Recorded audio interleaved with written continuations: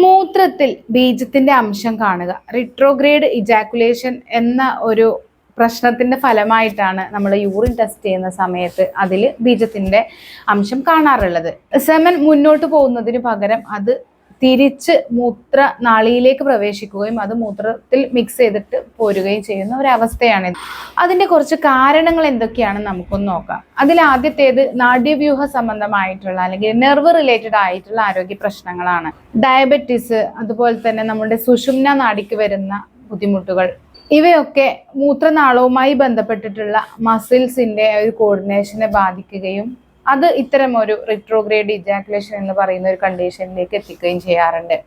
അതുപോലെ തന്നെ പ്രധാനപ്പെട്ട മറ്റൊരു കാരണമാണ് പ്രോസ്റ്റേറ്റ് ഗ്രന്ഥിയുമായി ബന്ധപ്പെട്ടിട്ടുള്ള എന്തെങ്കിലും അസുഖങ്ങൾ, അതായത് പ്രോസ്റ്റേറ്റ് ഗ്രന്ഥിയുടെ സൈസ് കൂടി വരുന്ന അവസ്ഥ, അതുപോലെ പ്രോസ്റ്റേറ്റ് ഗ്രന്ഥിയുമായി ബന്ധപ്പെട്ട എന്തെങ്കിലും ശസ്ത്രക്രിയകൾ ചെയ്തതിന് ശേഷമൊക്കെ ഈ ഒരു അവസ്ഥ, അതായത് റിട്രോഗ്രേഡ് ഇജാക്കുലേഷൻ കാണാറുണ്ട്.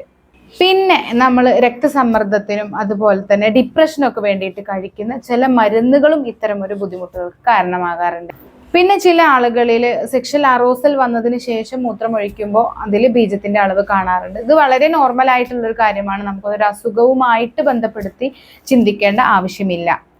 അതുകൊണ്ട് റിട്രോഗ്രേഡ് ഇജാക്കുലേഷൻ പോലുള്ള ഒരു കണ്ടീഷൻ നിങ്ങൾക്ക് ഉണ്ട് എങ്കിൽ അതിന്റെ കാരണം എന്താണെന്ന് കൃത്യമായി മനസ്സിലാക്കാൻ ശ്രമിക്കുകയും അത് ട്രീറ്റ് ചെയ്യാനായിട്ട് ശ്രദ്ധിക്കുകയും ചെയ്യുക.